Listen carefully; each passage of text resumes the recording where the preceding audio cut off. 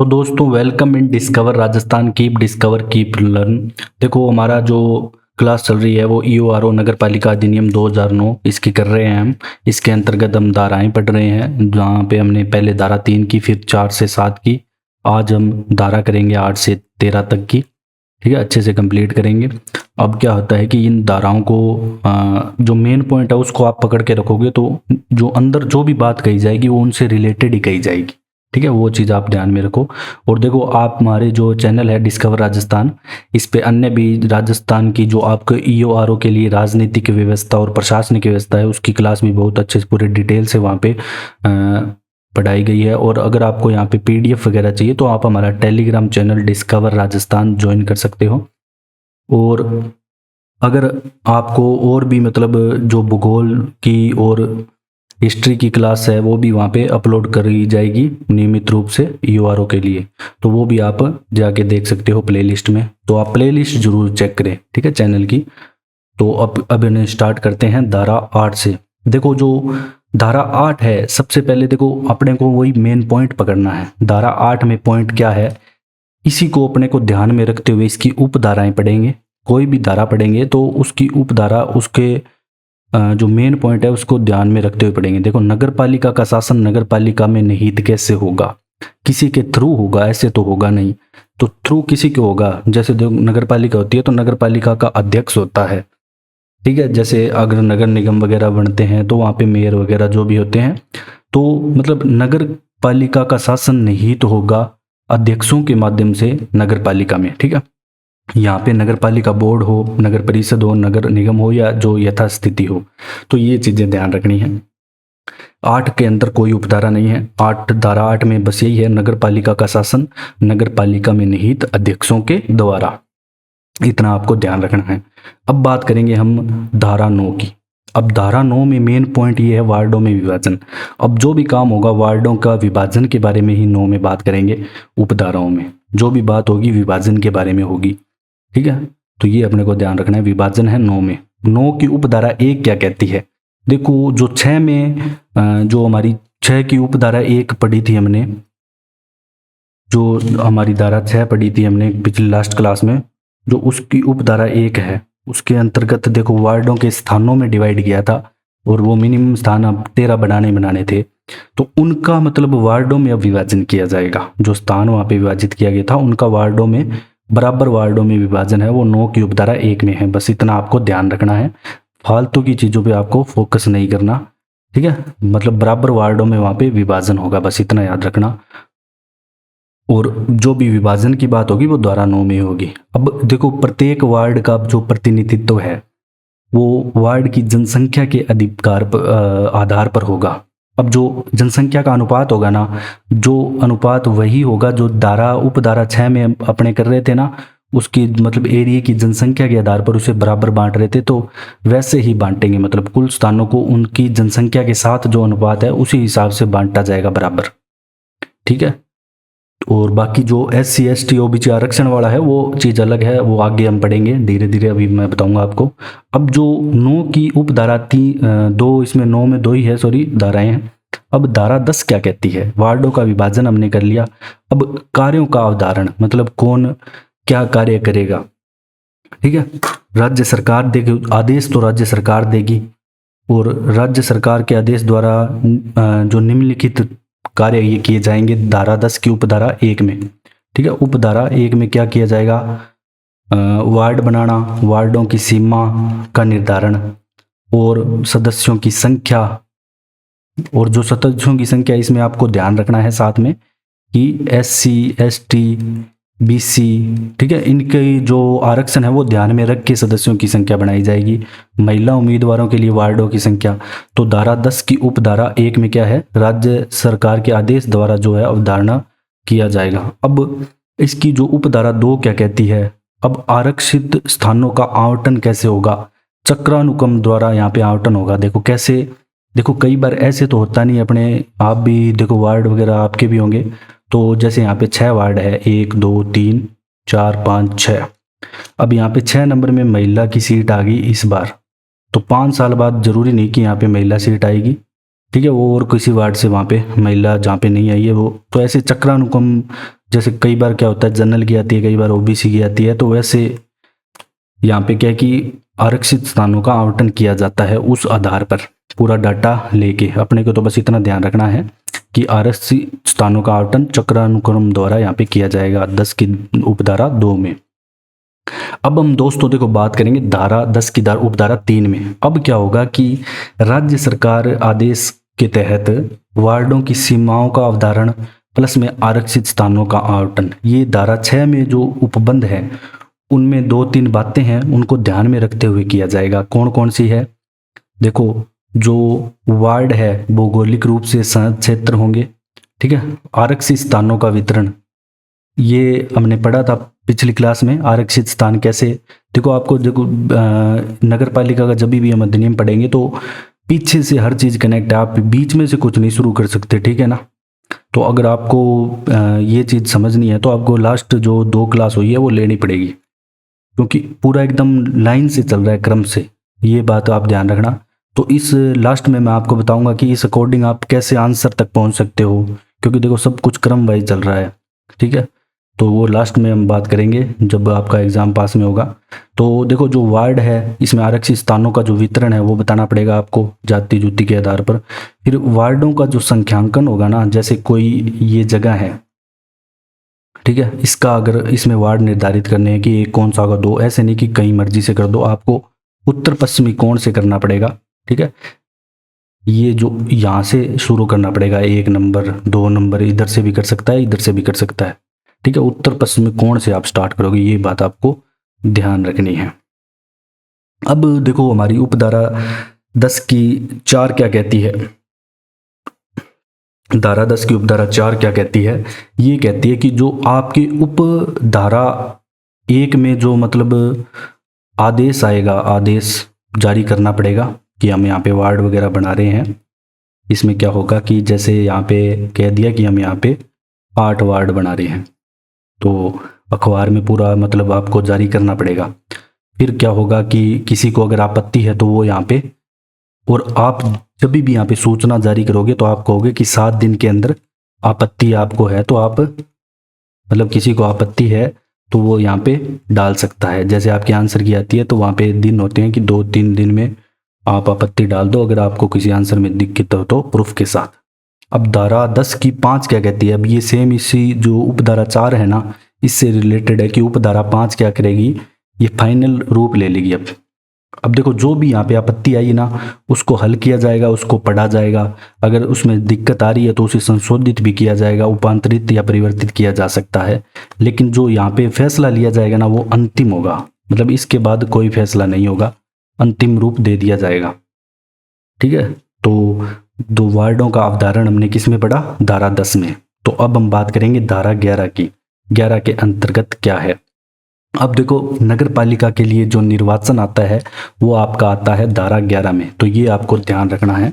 धारा 11 के अंतर्गत निर्वाचन आता है, तो ये आपको मेन जो है ना वो चीज़ें याद रखनी है। अब जो भी काम करेगा राज्य सरकार करेगी, देखो जो भी मतलब राज्य निर्वाचन आयोग में निहित होगा, राज्य सरकार के आदेश पे मतलब सारा काम होगा, ठीक है। इसमें क्या होगा कि धारा 11 की उपधारा 1 में नामावली वगैरह तैयार की जाएगी, जो अधीक्षण किया जाएगा, निर्देश व नियंत्रण दिए जाएंगे, वो यहाँ पे सब हैं।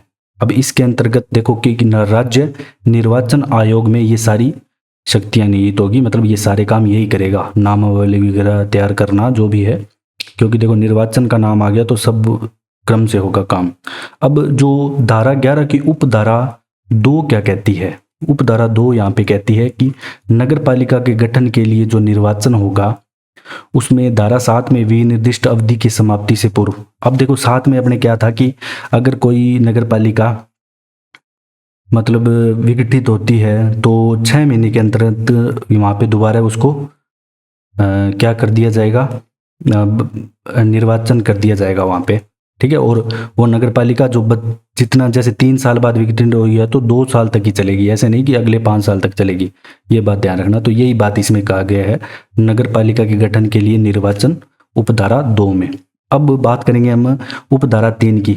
अब क्या होता है कि राज्य सरकार है, राज्य निर्वाचन आयोग को सिफारिश करेगी क्या सिफारिश करेगी, ये करेगी कि आप ये बताओ कि किस तारीख को चुनाव करवाने हैं, तो पूरे उसी दिन चुनाव होंगे, यहाँ पे सारा काम होगा। ठीक है, उसके जो भी यथास्थिति है वो विनिर्दिष्ट करेगी वहाँ पे। ठीक है, बस अपने को यही याद रखना है। 11 की उपधारा 3 में क्या है, उपधारा 3 में ये है कि राज्य सरकार की सिफारिश पर राज्य निर्वाचन आयोग क्या करेगा, सदस्यों के निर्वाचन की उपेक्षा करेगा। उपेक्षा ऐसे नहीं याद होता तो आप ऐसे समझ लो कि चुनाव कराएगा टाइम से, ऐसे याद रख लेना कि चुनाव समय से कराएगा, चुनाव समय से। ठीक है, इनडायरेक्टली कोई चीज़ को आप याद रख सकते हो, ऐसी कोई बात नहीं है, वहाँ पे आप एग्जाम में पढ़ोगे तो समझ आ जाएगी आपको।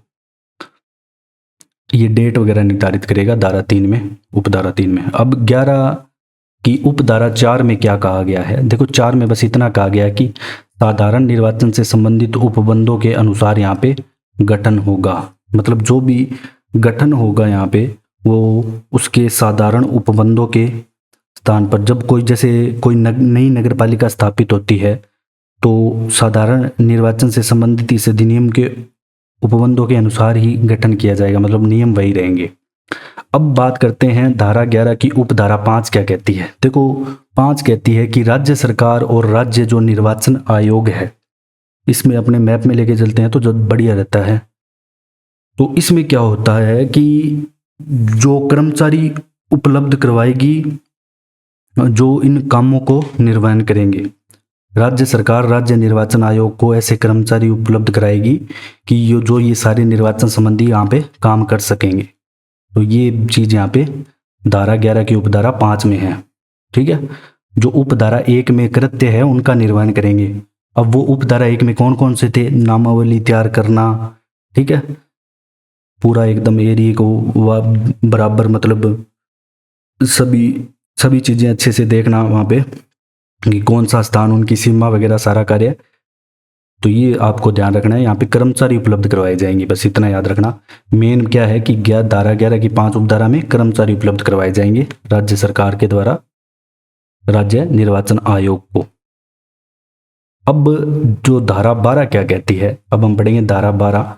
जो 12 है ये कहती है राज्य निर्वाचन आयोग के कृत्यों का प्रयोजन, मतलब कि जो भी जो कृत्य होंगे जो निर्वाचन आयोग करेगा तो उनका कैसे मतलब अप्लाई किया जाएगा, अप्लाई हम उसको कैसे करेंगे, तो वो बात यहाँ पे लिखी गई है। इसकी कोई उपधारा नहीं है। तो यहाँ पे जो निर्वाचन है, जो कृत्य काम किए जाएंगे सारे, वो उप निर्वाचन आयुक्त के द्वारा किए जाएंगे और निर्वाचन आयोग के सचिव के द्वारा। यहाँ पे 2 बंदे मेन है, ये आपको ध्यान रखनी है। धारा 12, तो कृत्यों का प्रयोजन 12 में है। अब हम बात करेंगे नेक्स्ट धारा 13 की। देखो प्रत्येक वार्ड के लिए निर्वाचक नामावली है जो वार्ड 13 के अंतर्गत आएगी। अब जो नामावली वगैरह हमने ऊपर पढ़ी, ठीक है, जो धारा 11 में थी, तो अब वो कैसे तैयार होगी वो यहाँ पे बात करी गई है धारा 13 के अंतर्गत कि आप नामावली कैसे तैयार करोगे। ठीक है, ये क्या कि हर चीज, ये हर धारा दूसरी धारा से रिलेट है कैसे भी। अब यहाँ पे क्या होगा कि एक निर्वाचक रजिस्ट्रेशन अधिकारी रखा जाएगा। ठीक है, प्रत्येक जो वार्ड को पूरा चेक करेगा कि यहाँ पे स्थानीय पदाधिकारी भी ऐसा कर सकता है, लेकिन मेन होगा वो निर्वाचक रजिस्ट्रेशन अधिकारी होगा। इसके अलावा और भी जो अधिकारी है वो रखे जा सकते हैं, और जो प्रत्येक वार्ड की निर्वाचक नामावली तैयार करेगा। ये इसके आगे वाली धारा में हम क्या पढ़ेंगे कि मेन काम ये नहीं करता, ये इसको भी आगे और मतलब बंदे रखने पड़ते हैं। तो इसको हम एनआरए बोलेंगे, यहाँ पे मैं शॉर्ट में आगे एनआरए लिखूंगा, निर्वाचक रजिस्ट्रेशन अधिकारी। ठीक है, तो ये आप ध्यान रखना। प्रत्येक वार्ड के लिए मेन तो अपने को धारा 13 की उपधारा 1 में यही याद रखना है कि प्रत्येक वार्ड के लिए एक निर्वाचक नामावली ये तैयार करेगा, और नामावली को तैयार और पुनरीक्षण। ठीक है, अब क्या है कि नामावली मान लो तैयार हो गई और या नहीं हुई, अगर हो गई तो उसका जो निरीक्षण वगैरह दोबारा, मतलब पुनः दोबारा निरीक्षण और नामावली की जो तैयारी है वो कार्य करने के लिए यहाँ पे व्यक्तियों की नियुक्ति कर सकता है। कौन करेगा? निर्वाचन रजिस्ट्रेशन अधिकारी, एनआरए शॉर्ट में लिख रहा हूँ मैं, ध्यान रखना। तो वो भी यही काम करेगा। देखो ऊपर काम इसका था, अब वो कैसे करे वो इसी के हाथ में है ना। देखो उसका काम है कि निर्वाचक नामावली तैयार करेगा। अब कैसे करेगा वो तो निर्वाचक जो अधिकारी है, रजिस्ट्रेशन अधिकारी, उसके हाथ में ही है। अब वो आगे बंदों को रख रहा है, ठीक है। तो उपधारा 13 की धारा उपधारा 2 में क्या है, व्यक्तियों की यहाँ पे नियुक्ति कर रहा है एनआरए, अपने को तो इतना ध्यान रखना है। अब हम बात करेंगे धारा 13 की उपधारा 3 क्या कहती है। देखो यहाँ पे क्या है कि अब क्या होता है कि वो तो कर ही रहा है वो काम अपना एनआरए, उसकी सहायता के लिए ना जो राज्य निर्वाचन आयोग या राज्य सरकार है, ये नियुक्ति, जो राज्य निर्वाचन आयोग है ना, ये नियुक्त करता है सहायक। देखो हर जगह आप देखोगे एक सहायक का पद जरूर होता है, सहायक, ये सहायक अधिकारी, सहायक सब कुछ, सहायक जिला कलेक्टर। तो वहाँ पे सहायक निर्वाचन रजिस्ट्रेशन अधिकारी भी नियुक्त कर सकता है राज्य निर्वाचन आयोग, जो करेगा एनआरए की सहायता पूरी। मतलब जो भी काम सहायता के लिए निर्वाचन की नियुक्ति है ना, वो 13 की उपधारा 3 में आएगी, ठीक है। अब जो सहायक निर्वाचन रजिस्ट्रेशन अधिकारी है, इसके जो काम आएंगे ना, वो 13 की धारा उपधारा 4 में आएगी। देखो ऊपर तो उसकी नियुक्ति हो रही थी, 4 में ये काम करने लग गया। सहायक निर्वाचन रजिस्ट्रेशन अधिकारी एनआरए के अधीन सभी कृत्य करेगा जो वो कहेगा, ठीक है। अब क्या होता है कि धारा 13 की उपधारा 5 क्या कहती है यहाँ पे। अब यहाँ पे जो धारा पहले 14 के अधीन मान लिया गया, ठीक है, 14 हम आगे पढ़ेंगे, उसके अधीन रहते हुए, क्योंकि उसके अंतर्गत ऐसी चीज़ें दे रखी है, उसके अधीन रहते हुए कि किसी, मतलब किसका नाम अपने धारा 13 की 5 में, उपधारा 5 में क्या है, सिंपल सी बात है, इसके अंतर्गत यही है कि किसको अपने वोट बनाएंगे, वोट बनाना है इसके अंतर्गत, वोट बनाना। वोट उसी का बनेगा जो अर्हता की तारीख, एक डेट फिक्स होती है कि तब तक उसकी आयु 18 वर्ष हो जानी चाहिए, 18 वर्ष से कम का नहीं हो, और नगर पालिका के किसी वार्ड का मामूली तौर पर निवासी हो। तो ये 2 बातें होगी तो उसका नामावली में उसको रजिस्ट्रीकृत कर दिया जाएगा, उसे कोई नहीं रोक सकता, ये ध्यान रखना। तो ये आपकी 13 तक की सारी धाराएं कंप्लीट होती है। अगर देखो कोई एक से अधिक वार्डों को निर्वाचन नामावली में रजिस्टर होना चाहे तो ऐसा पॉसिबल नहीं है, वो चीज़ें हम नहीं पढ़ेंगे ऐसे फालतू में। तो धारा 13 की उपधारा 5 में वोट बनना है या नामावली में रजिस्टर होना है, ये अपने को ध्यान रखना है मेन तो, कि नामावली में रजिस्टरकृत होना किस में है, धारा 13 की उपधारा 5 में। तो ये आज हमने धाराएं पढ़ी। अगर आपको हमारी क्लास पसंद आई है तो आप शेयर एंड सब्सक्राइब जरूर करें, और thanks for joining discover Rajasthan.